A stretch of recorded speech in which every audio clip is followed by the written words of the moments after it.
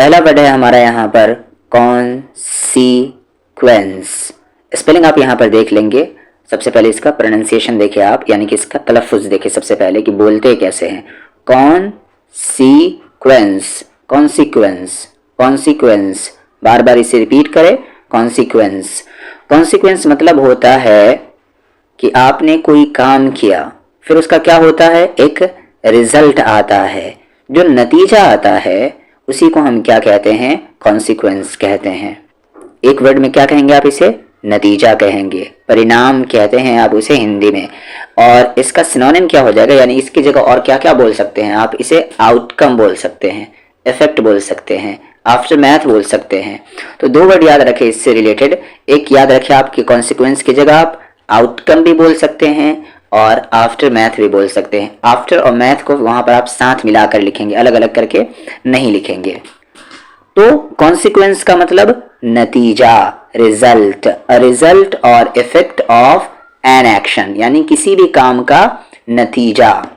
सबसे पहले इसका इंग्लिश में एक एग्जांपल देख ले कि यानी कि अपने कन्वर्सेशन के दरमियान में आप इसे कैसे इस्तेमाल करेंगे। गलत फैसले का नतीजा हमेशा बुरा होता है। तो नतीजा वर्ड को आप हटाएंगे और उसकी जगह क्या कहेंगे, कॉन्सिक्वेंस, कॉन्सिक्वेंस।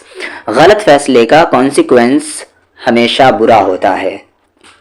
अब कुछ इंग्लिश के एग्जांपल देख लें।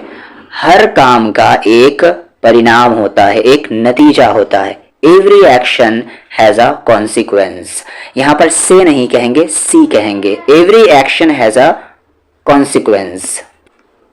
अगला वर्ड है हमारे सामने ग्रीवस। क्या पढ़ेंगे आप, ग्री, फिर यहां पर पढ़ेंगे आप वस। स्पेलिंग आप याद कर लेंगे जैसे भी आपको याद करना हो। तो ग्रीवस मतलब क्या होता है, बहुत ज्यादा दर्दनाक, यानी कि अत्यंत गंभीर, बहुत दर्दनाक। एक वर्ड बस याद रखें इसके लिए, बहुत दर्दनाक, एक्सट्रीम पेनफुल। क्या कहेंगे आप उसको, ग्रीवस कहेंगे। जैसे आप कैसे कह सकते हैं, एक्सीडेंट में उसको ग्रीवस चोट लगी। तो ग्रीवस का मतलब क्या होगी यहाँ पर, बहुत दर्दनाक, यानी कि बहुत ज्यादा सीरियस वाला कंडीशन हो गया। तो आप क्या कहेंगे, ग्रीवस कहेंगे। जैसे ये एक बहुत गंभीर गलती थी, it was a grievous mistake. उसे एक्सीडेंट में गंभीर चोटें आई, दर्दनाक चोटें आई। He suffered grievous injuries in the accident.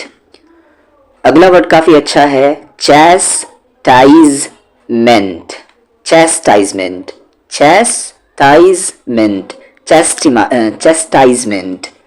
चैस्टाइजमेंट का मतलब होता है पनिशमेंट, लेकिन कैसा पनिशमेंट, बहुत ज्यादा सख्त वाला, सजा, अजाब जिसे आप कहते हैं। तो चैस्टाइजमेंट।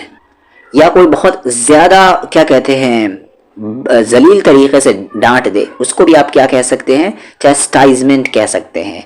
अ स्ट्रॉन्ग पनिशमेंट या अ स्ट्रॉन्ग रिप्रीमेंड। रिप्रीमेंड यानी कि वही डांटना डपटना होता है, लेकिन कैसा हो, वो स्ट्रॉन्ग हो। तो चैस्टाइजमेंट, अजाब आप कह ले, वो ज्यादा बेहतर है। गलती पर थोड़ी चैस्टाइजमेंट जरूरी होती है, तो थोड़ी चैस्टाइजमेंट। कानून अपराधों के लिए दंड देता है, चैस्टाइजमेंट देता है। The law provides chastisement for crimes. अगला वर्ड है हमारा रिकम्पेंस। रिकम्पेंस मतलब क्या होता है, कंपनसेशन जिसे आप कह सकते हैं। कंपनसेशन जिसे आप उर्दू में मुआवजा कहते हैं, भरपाई कहते हैं। तो रिकम्पेंस, कंपनसेशन कह ले, मुआवजा कह ले, भरपाई कह ले, रीपे कह ले, रीपेमेंट कह ले। तो ये सारी चीज आ सकते हैं। कंपनी ने लॉस का रिकम्पेंस दिया, यानी कि कंपनसेशन दिया, मुआवजा दिया, उसके नुकसान की भरपाई की गई। He was given recompense for his loss. तो रिकम्पेंस आप क्या कह सकते हैं, भरपाई। अवेट, अवेट काफी आसान वर्ड है, यानी कि इंतजार करना, उम्मीद करना। To wait for a expect, तो इंतजार करना, प्रतीक्षा करना आप जिसे कहते हैं। मैं तुम्हारे रिप्लाई का अवेट कर रहा हूं, यानी कि इंतजार कर रहा हूं। हम एग्जाम के रिजल्ट का इंतजार कर रहे हैं। We are awaiting the exam results. एक ब्राइट फ्यूचर तुम्हारा इंतजार कर रहा है। A bright future awaits you.